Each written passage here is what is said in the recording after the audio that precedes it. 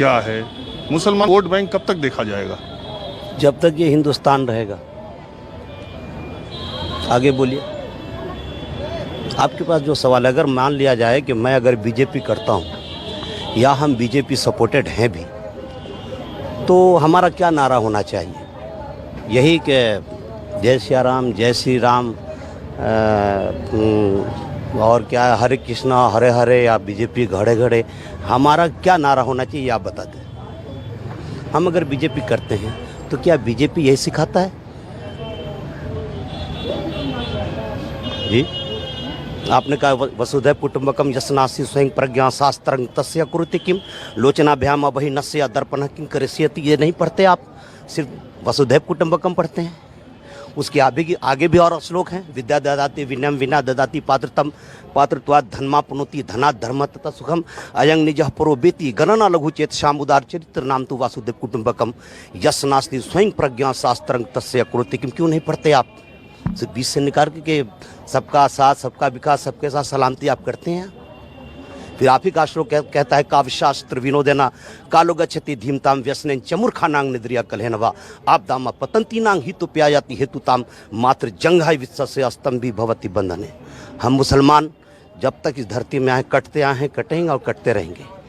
हमारी तारीख है कि हमको हमारा हिस्सा नहीं मिला। मेरठ से लेकर दिल्ली तक 60,000 आलिम दीन पैर पर लटके हुए थे। कोई हमारा पुरसाने हाल नहीं था। हमने आज़ादी दी है, ये मैंने दी है, ये मेरी मिल्कियत है। आज मुझे अलग किया जा रहा है। आप जब तक हिंदुत्व का एजेंडा लेके चलेंगे कोई काम नहीं बनेगा। इसलिए कि जो लोग हैं हिंदुत्व, जिसमें हर छोटी ज़ातें और मीडियम क्लास की ज़ातों को हिंदू बना करके सामने पेश किया जाता है और मारपीट दंगे कराते हैं ये बड़े लोग। आपको 4 हिस्से में बांट दिया गया है, क्षत्रिय, वैश्य, शुद्ध और ब्राह्मण। पहले ये 4 एक नहीं हैं, इनके 4 खुदा अलग अलग हैं। बल्कि हिंदुओं में अब तक तो मुझे मालूम है कि ये 42 जात में बटे हुए हैं, जहाँ तक मैंने देखा है। एक बात तो आप मानोगे, आपकी सारी बात ठीक है। आप भी तो मानोगे कि मुसलमान भी, आप एक्सेप्शन है और आपने बहुत अच्छी बात कही।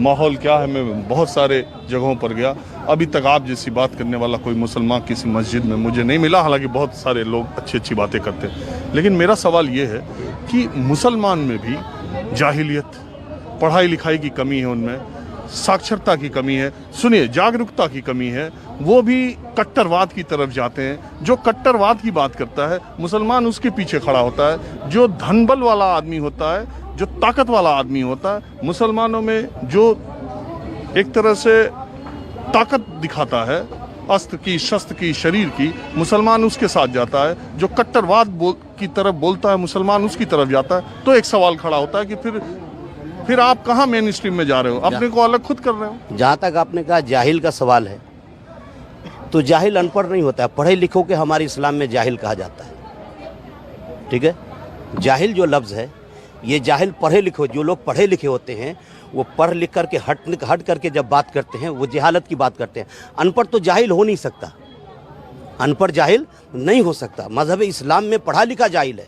हमारे यहाँ जाहिल, हमारे अल्लाह के हबीब अलैहिस्सलाम ने हज़रत अबू जहल को जाहिल कहा। वो तो मतलब जो है सो क्या बोला था, अबुल हकम था, हिकमतों का बाप था। अल्लाह के हबीब ने कह दिया कि अबू जहल जाहिल है, तो पूरी कौम रहती दुनिया तक उसे जाहिल कहेगी। तो पढ़ा लिखा आदमी जाहिल होता है, अनपढ़ जाहिल नहीं होता। सबसे पहले ये है।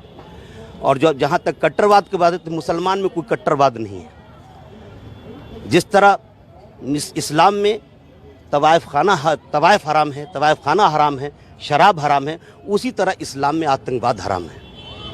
जो देखिए एक मिनट, मैं किसी धर्म पर सवाल नहीं उठा रहा हूँ। हाँ, सारे धर्म एक ही कहते हैं, सारे धर्म उतने ही अच्छे हैं, सब मानवता की बात करते हैं, सब मानव मूल्यों की बात करते हैं, सब एक ही ईश्वर की बात करते हैं, सब भाईचारे की बात करते हैं।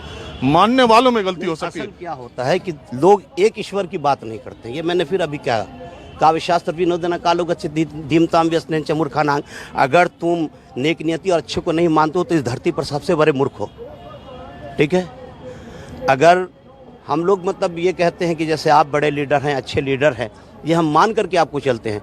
आपका जाहिर और है, बातिन और है, तो हम जाहिर समझ के आपको वोट देते हैं। बातिन क्या है? बातिन में अगर शैतानी छुपी है तो हम तो देख नहीं, हम अंतर्यामी थोड़ी नहीं कि आँख फाड़े और आपके दिल को देख लें। ये तो बाद में पता चलता है कि मैंने वोट दिया तो पता लगा कि नहीं, इनका जाहिर और था और बातिन और है। जाहिर में इंसान और बातिन में ये शैतान है।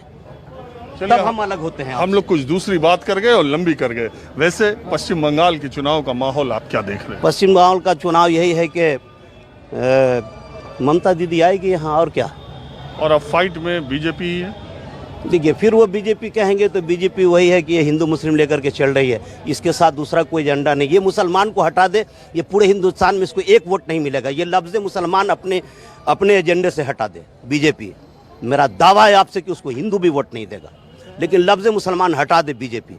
आप बीजेपी को सुनाइए कि मुसलमान कहता है कि लफ्ज़ मुसलमान तुम अपने एजेंडे से हटा दो, तुम अपने एजेंडे से लफ्ज़ मुसलमान हटा दो, जिस तरह ईसाई हटाते हो। हिंदुत्व को सबसे ज़्यादा खतरा इस हिंदुस्तान में ईसाइयों से हुआ है, मुसलमानों से नहीं। आज सबसे ज़्यादा हिंदू ईसाई बन रहे हैं, लेकिन उसकी तरफ उसका मतलब ध्यान नहीं जाता। उसको कहिए कि सिर्फ लफ्ज़ मुसलमान हटा दो। देखिए, मुझे आपसे बात करना बहुत अच्छा लगा और मेरी मजबूरी है कि मैं लोगों से भी बात करता हूँ। समय बहुत करे, कुछ और लोगों से बात करता हूँ। बहरहाल, आपका नाम क्या है और आप क्या करते हैं? मेरा नाम मोहम्मद अनस है। मैं यहाँ सामने हमारी छोटी सी दुकान है, काम